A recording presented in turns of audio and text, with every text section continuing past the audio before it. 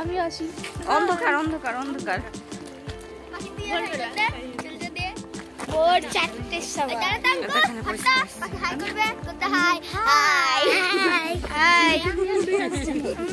Hello everyone, আমি মাম্পি, তোমাদের সকলকে ওয়েলকাম আরও একটা নতুন ভিডিওতে।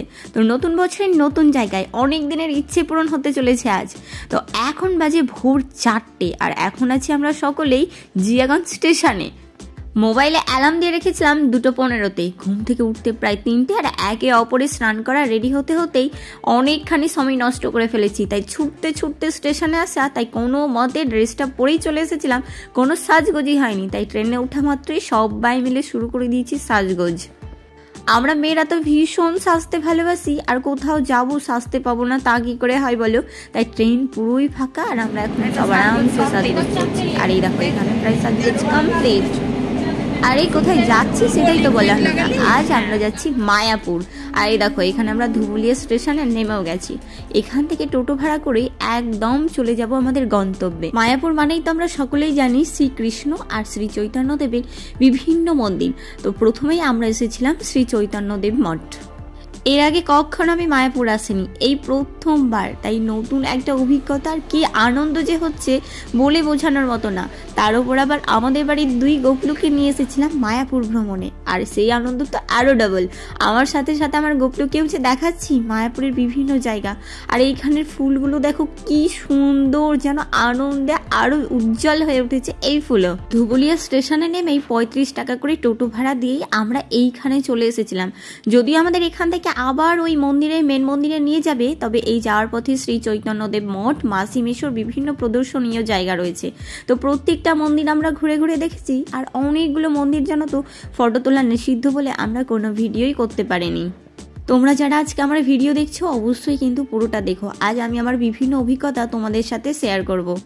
আর এই দেখো এইখানেই রয়েছে শ্রী শ্যামকুণ্ডের পুকুর। তো এই নদীর জল নাকি মাথায় নিতে হয়, আর এইখানে প্রচুর মাছ রয়েছে। তো এইখানকার জলে স্নান করা, পা ধোয়া বা মুখে নেওয়া কিন্তু নিষেধ। তো এই জলটা একটুখানি মাথায় ছড়িয়ে নিয়েছি। আর এইখানকার মাছগুলো দেখো কি বড় বড়। এছাড়াও কিন্তু প্রচুর ছোট ছোট মাছ রয়েছে, যেটা আমার ক্যামেরাতে বোঝাই যাচ্ছে না। তোমরা যারা মায়াপুর আসবে ভাবছো তারা কিন্তু অবশ্যই এসো। আমরা জানো তো পার হেড 200 টাকা খরচ করে বাড়ি ফিরে গেছি। আসা যাওয়া খরচ, তারপর আবার খাওয়া দাওয়া। হ্যাঁ সত্যি 200 টাকাতে মায়াপুর ভ্রমণ। আমরা জানো তো একসঙ্গে অনেকজন এসেছি। আগের দিনই দিদির বাড়ি এসেছিলাম, আর তারপরের দিন ভোরবেলা ছুটতে ছুটতে স্টেশন। আর দেখো সবাই মিলে কত আনন্দ করতে করতে সব জায়গাগুলো ঘুরে ঘুরে দেখছি। একসাথে আসার কিন্তু মজাই আলাদা। এই দেখো কথা বলতে বলতে সেই মন্দির থেকে এবার চলে এসেছে একদম মায়াপুরে। তো মায়াপুর মন্দিরে ঢোকার আগেই আমরা কিনেছিলাম গোপী ড্রেস।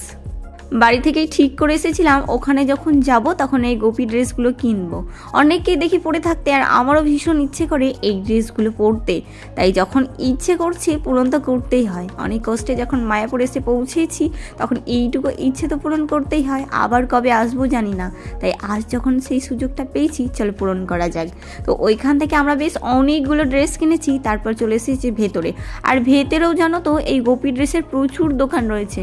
আমরা যেহেতু প্রথমবার জানতামই না, তাই রাস্তার ধারে যেই দোকানগুলো ছিল একটা দুটো ঘুরে ঘুরে আমরা একটা দোকান থেকে কিনে নিয়েছি। হঠাৎ করে কোনো ইচ্ছে পূরণ হওয়ার কিন্তু আনন্দই আলাদা। তেমনই আজ মায়াপুরে আসা হঠাৎ করেই, আর সেই আনন্দ তো যেন ডবল হয়ে গেছে। আর এইখানে এসে কি যে শান্তি কি বলবো। আর তার চেয়ে বেশি শান্তি যখন মন্দিরের ভেতরে প্রবেশ করেছি আর হাজার হাজার দর্শনার্থীদের সেই এক নাম হরে কৃষ্ণ কৃষ্ণ কৃষ্ণ হরে হরে, হরে রাম রাম রাম হরে হরে। আনন্দের চোখে জল আসছিল, সত্যি বলছি। একটুও বেরোতে ইচ্ছে করছিল না, মনে হচ্ছিল এখানেই থেকে যায়। কি অদ্ভুত যে শান্তি বলে বোঝানো যাবে না। মন্দিরের পাশেই রয়েছে বিভিন্ন রূপ, যেগুলো নিয়ে দূর দূরান্ত থেকে আসা দর্শনার্থীরা সেখানে থাকে। আর সেইগুলোর অনেক ভাগও আছে জানো তো। কোনোটা গীতা ভবন, কোনোটা নামহট্ট ভবন। তো আমরা দুপুরে আবার যদি ভোগ খেতে চাও তার জন্য কিন্তু আবার কুপন নিতে হবে। আর সেইগুলোরও প্রচুর ভাগ রয়েছে। কোনোটা 40 টাকা, কোনোটা 50, কোনোটা 60, 80, 150। তা আমরা আবার কুপন কেটেছিলাম 60 টাকার। আর খাওয়ানোর সময় শুরু ওই 12টার পর থেকে। মন্দিরের সামনের এই জায়গাগুলো নিয়ে আমরা অনেকক্ষণ বসেছিলাম। তারপরে আমাদের গোপুকে নিয়ে জানো তো অনেক দর্শনার্থী আবার তাকে কোলে নিয়ে নিয়ে ঘুরিয়েছে। বিশ্বের সবচেয়ে বড় মন্দির এই মায়াপুরেই প্রতিষ্ঠিত হচ্ছে, আর সেই মন্দির এখন ওপেনিং হয়নি, তবে হবে খুব তাড়াতাড়ি। জোর কদমে চলছে সেই কাজ। আর এই দেখো আমরা সকলে গোপী ড্রেস পরে নিয়েছি, কেমন লাগছে আমাদের অবশ্যই জানিয়ে যেও। তো মায়াপুর মন্দির থেকে বেরিয়ে একটুখানি হেঁটে হেঁটে প্রচুর মন্দির রয়েছে একটু দূরত্ব পরপর। তো আবার কিছুটা গিয়ে রয়েছে সেই নদী, আবার রয়েছে গোশালা। তো তোমরা যারা মনে করছো সেগুলো ঘুরবে তারা পায়ে হেঁটেও ঘুরতে পারো, আবার কিন্তু টোটো করেও যেতে পারো। তো দেখো এইখানে চলে এসেছি, এবার আমরা এই নামহট্টের যে কোপনটা নিয়েছিলাম ভোগ খাওয়ার জন্য সেইখানে। তো এইখানেও তো প্রচুর লম্বা লাইন, তবে লাইন এগোচ্ছে খুব তাড়াতাড়ি। এখানকার সিস্টেমগুলো কিন্তু খুবই সুন্দর, না ধাক্কা ধাক্কি না ঠেলাঠেলি, কোনো সিস্টেমই নেই, পুরো যেন জিগজ্যাগ লাইন। একবার এই সোজা যাচ্ছি আবার ব্যাক করছি আবার যাচ্ছি, এইরকমটা না, কেউ কাউকে ঠকিয়ে অন্য লাইনে ঢুকে যেতে পারবে না, এই কিন্তু বেশ ভালো সিস্টেম। তারপরে দেখো এখানে চলে এসেছি খেতে, আর এখানকার ভোগের কোয়ালিটি দারুণ সুন্দর, আমার তো দারুণ লেগেছে খেতে। যে কোনো ঠাকুরের ভোগ আমার খুবই ভালো লাগে, আর এখানের ভোগগুলো খুব সুন্দর ছিল। তো মায়াপুরের এই মন্দিরগুলো আমাদের ঘুরে কমপ্লিট। এইবার যাবো বাইরে আশেপাশে যে মন্দিরগুলো রয়েছে সেগুলো নিয়ে ঘুরতে। এইখানে এসে কিন্তু আলাদাই ধরনের একটা শান্তি, মনে হচ্ছে যেন আমরাও এইখানেই থেকে যাই। তার যদি কৃষ্ণ চাই তাহলে আরো একবার আসবো খুব তাড়াতাড়ি। আর এই মন্দিরগুলোতে জানো তো দেওয়ালে দেওয়ালে শ্রীকৃষ্ণের কিন্তু অনেক আবির্ভাব পর্ব তুলে ধরা হয়েছে, আর সেগুলো কি সুন্দর দেখতে। মহাপ্রভুর জন্ম, অন্নপ্রাশন, সর্পধারণ লীলা, আরো কত কি। 200 টাকায় আমাদের আসা যাওয়া খাওয়া পুরোই কমপ্লিট। আর তোমরা যদি কেউ থাকতে চাও তাহলে হয়তো আর ওই 100 টাকা খরচ করেই এইখানে 300 টাকায় পুরো কমপ্লিট হয়ে যাবে। আর 100 টাকা তো সুন্দর রুম ভাড়া পাওয়া যায়। আমরা যেহেতু অনেকজন মিলে গেছি তাই সারা দিন একটু পায়ে হেঁটে আশেপাশে যা ছিল সব কিছু দেখে আবার রাতে ট্রেনে ফিরে গেছি।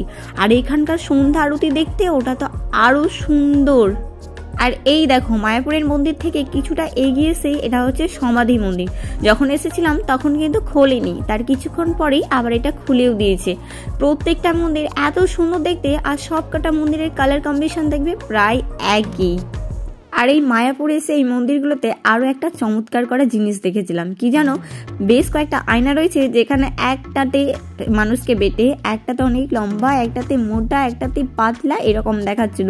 আর কি ভালো লাগছিল দেখতে। আর এই দেখো এই সমাধি মন্দিরের ভেতরটা কি সুন্দর করেছে না, দারুণ সুন্দর দেখতে। কিন্তু এই এক্ষুনি সবে খুললো। আর মন্দিরগুলো ঘোরার পর আমরা চলে গেছিলাম সেই নদীতে, যেই নদীটা পার করলেই নাকি নগরদ্বীপ। এই নদী পার হয়েই নাকি ও পারটা নগরদ্বীপ আর এই পারটা মায়াপুর, তবে আমরা ওই পারে যাইনি। আর এইটা দেখতে এসেছিলাম, এই নদীর এক পাশের জল কালো আর এক পাশের জল এমনি যে নর্মাল জল হয় সেরকম কালার। সত্যি ভগবানের কি লীলা খেলা, একসাথে একটাই নদী অথচ জলের দুটো কালার, এটাও সম্ভব? এই দেখো এই পাশটায় কালো আর ওই পাশের জলটা যেমন জল হয় ঠিক সেরকম কালার। কিভাবে সম্ভব এসব জানি না, সত্যি হয়তো ওপরওয়ালার লীলা খেলা, তাই সবটাই সম্ভব। ক্যামেরায় হয়তো তেমন বোঝা যাচ্ছে না, তবে দেখে কিন্তু ভীষণ অবাক হলাম। এতদিন শুনেছি আর আজ সচক্ষে দেখা হলো।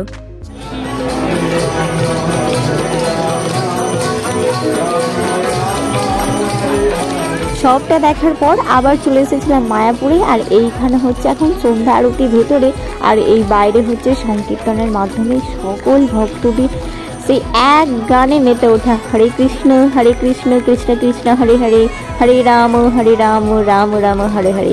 তো যে সকল দর্শক আজ আমার ভিডিওটা দেখলে তারা অবশ্যই কমেন্টে একবার হরে কৃষ্ণ লিখে দিও। আজ আসি, দেখাবে আবার কাল নতুন কোনো ভিডিওর সাথে। চ্যানেলে নতুন হলে প্লিজ সাবস্ক্রাইব করে দিও। সকলে ভালো থেকো, সুস্থ থেকো, আর পারলে একবার মায়াপুর ঘুরে এসো। আজ আসি, হ্যাঁ।